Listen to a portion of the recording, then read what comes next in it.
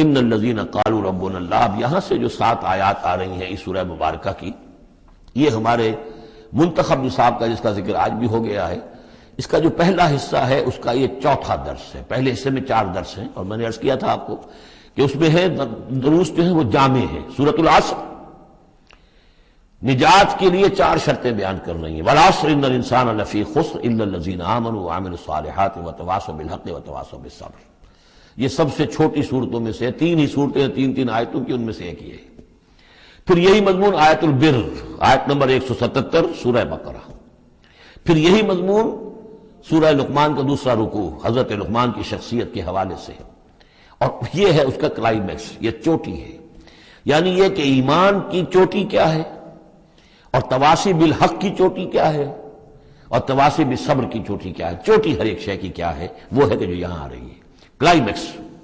اور اسی کے عین درمیان میں یہ جو سمجھیے کہ یہ ہیرا ہے، ایک بہت بڑا ہیرا ہے کہ جو اس ہار کے اندر لٹکا ہوا ہے، یہ 7 آیات کا، اور بالکل درمیان میں وہ آیت آئے گی کہ جو اس صورت کا عمود ہے. ان الذین قالوا ربنا اللہ ثم استقاموا. بے شک وہ لوگ جنہوں نے کہا ہمارا رب اللہ ہے، پھر اس پر جم گئے. یہ استقامت میں قیامت ہے، قیامت مضمر ہے. اللہ کو کہہ دینا کہ میں نے اللہ کو مانا آسان ہے، اس پر جم جانا آسان نہیں ہے.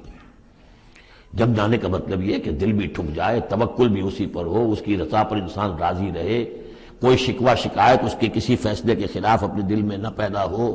اور پھر یہ کہ اللہ تعالیٰ جو حکم دے رہا ہے اس کو بجا لائے انسان تن من دھن کے ساتھ. ان صلاتی و نسکی و محیای و مماتی للہ رب. ٹھکنے کا مطلب تو یہ. اسی کے لیے حضور سے بھی ایک مرتبہ کسی ایک صاحبی نے سوال کیا تھا، حضور میں زیادہ لمبی چوڑی باتیں نہ سمجھ سکتا ہوں، نہ یاد رکھ سکتا ہوں، مجھے تو اسلام کی حقیقت اور دین کی حقیقت ایک جملے میں بتا دیجئے کہ اسے میں گرہ سب باندھ لوں. آپ نے فرمایا قل آمنت باللہ ثم استقم. کہو کہ میں اللہ پر ایمان لایا اور پھر جم جاؤ. اب جم جانے میں استقامت میں قیامت ہے. جن کا اطمینان ہو کہ میرا رب اللہ ہے، اب ان کا دیکھیے مقام کیا ہے. یہ ہے ایمان کی چوٹی، الا الذین آمنوا وعملوا الصالحات. ایمان اور عمل صالح کی چوٹی یہ ہے کہ آپ کا دل ٹھک جائے کہ میرا پروردگار، میرا حاجت روا، میرا پالنے والا، میرا مشکل کشا، مجھے مصیبتوں سے نجات دلانے والا، مجھے شفا دینے والا اللہ ہے. اس پر دل مطمئن ہو جائے. ان الذین قالوا ربنا اللہ ثم استقاموا تتنزل علیہم الملائکہ. ان پر فرشتوں کا نزول ہوتا ہے. اللہ تخافوا کہ ڈرو نہیں، ولا تحزنوا اور غمگین نہ ہو، وابشروا بالجنۃ التی کنتم توعدون. خوشیاں مناؤ اس جنت سے جس کا تم سے وعدہ کیا جاتا رہا.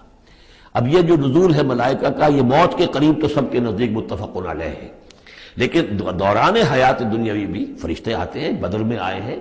ان ثبت الذین آمنوا، اللہ نے فرشتوں کو بھیجا کہ اہل ایمان کو جماؤ. تو یہ اثناء حیات میں بھی. وَلَكُمْ فِيهَا مَا تَشْتَهِي أَنفُسُكُمْ